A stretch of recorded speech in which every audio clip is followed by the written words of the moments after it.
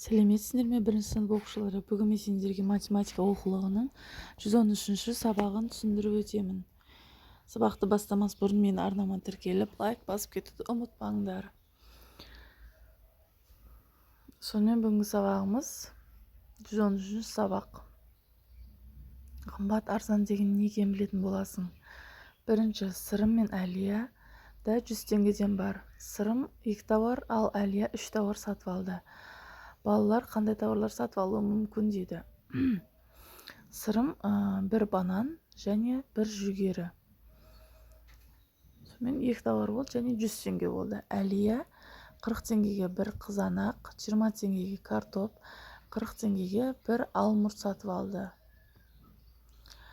Не қымбат, не арзан дейді.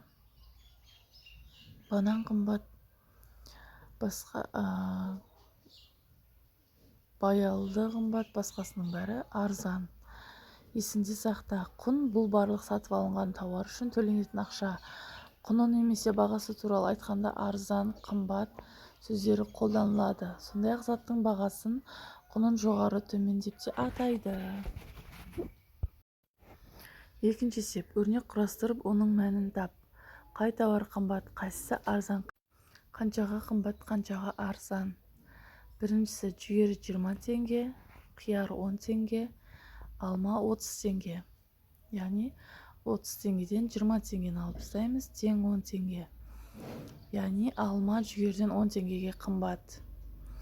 30-дан аламыз 10-ды, тең 20. Қиярдан 20 теңгеге қымбат. Содан үшеуінің қосамыз, 20 қосу 10, қосу 30, тең 60. Екіншісі, апельсин 40 теңге, бұрыш 20 теңге, қызылша 30 теңге. 40-тан 20-ны аламыз, тең 20 теңге. Яғни апельсин бұрыштан 20 теңгеге қымбат. 40-тан 30 аламыз, тең 10. Апельсин қызылшадан 10 теңгеге қымбат. Сондай үшеуін қосамыз. 40 қосылған 30, қосу 20, тең 90. Үшінші есеп, 4 теңдік құрастыр. Яғни бұл жерде 3 үй берілген. Сода азайғыш, айырманың мәні. Яғни бәрі тең болу керек бір-бірінен алған кезде. 9-дан аламыз 5-ті, тең 10-нан аламыз 6-ны. Яғни 9-дан 5 алсақ 4, 10-нан 6-ны алсақ 4, тең. 10-нан 7-ні аламыз, 4-тен 1-ді аламыз. 3, 4-тен 1-ді алсаң 3, тең. 8-ден 2-ні аламыз, тең 9-дан 3-ті аламыз. 6 шығады. 9 алынған 1, тең 8 алынған 0. 8 шығады, екі жақтан да тең болады. Төртінші есеп, есепте досыңның есептегенін тексер. Яғни бұл жерде бір-біріміздің тексереміз шығарып алып. 100-ден аламыз 100-ді, тең 0. 60-дан 40 алсақ 20, 60-қа 40 қоссақ 100.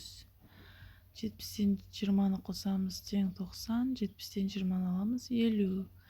80-ге 10-ды қосамыз 90.